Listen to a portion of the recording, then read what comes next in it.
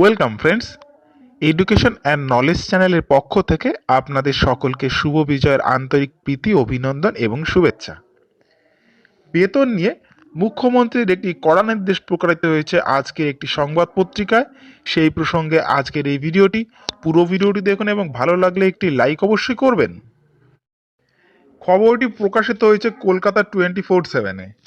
অনুমতি ছাড়াই নিয়োগ বন্ধ করা হলো সমস্ত কর্মীদের বেতন।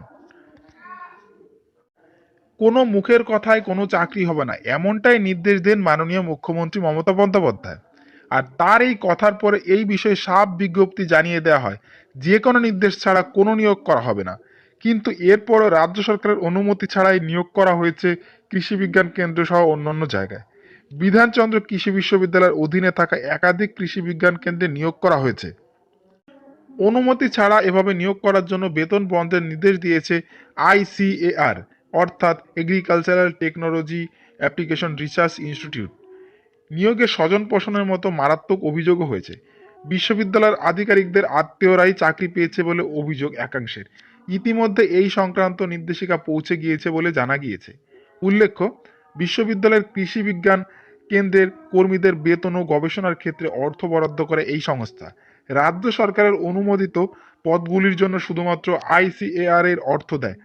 চলতি বছরের মাঝামাঝি সময় কৃষি বিজ্ঞান কেন্দ্রের জন্য একটি নিয়োগ সংক্রান্ত বিজ্ঞপ্তি জারি করা হয়। সিনিয়র বিজ্ঞানী সহ মোট 10টি পদের জন্য আবেদনপত্র চাওয়া হয়।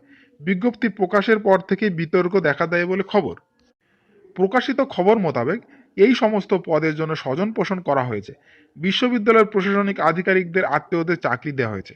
নিয়োগ প্রবলভাবে অনিয়ম হয়েছে বলে অভিযোগ। একটি সূত্রে জানা গিয়েছে, কৃষি বিজ্ঞান কেন্দ্রগুলিতে নিয়োগের জন্য পদ সৃষ্টির ক্ষেত্রে রাজ্য সরকারের অনুমোদন নিতে হয়। এক্ষেত্রে অনুমোদনও নেওয়া হয়নি বলে অভিযোগ। নিয়োগ হওয়ার পরও রাজ্য সরকারের অনুমোদন নেওয়া হয়নি বলে অভিযোগ। এরপরেই বিষয়টি নিয়ে তদন্ত শুরু করে আইসিএআর। প্রকাশিত খবর মোতাবেক আইসিএআর এর বিধানচন্দ্র কৃষি বিদ্যালয়কে ইতিমধ্যেই চিঠি দিয়ে জানিয়েছে, সিনিয়র বিজ্ঞানী সহ নিয়োগ হওয়া কর্মীদের বেতন বন্ধ করা হলো। এক্ষেত্রে কিন্তু কিছুদিন আগেই মাননীয় মুখ্যমন্ত্রী জানিয়ে দিয়েছিলেন যে কোনো অনুমোদনহীন পদ সৃষ্টি না করার জন্য এবং তাতে কিন্তু নিয়োগ প্রক্রিয়া না শুরু করার জন্য।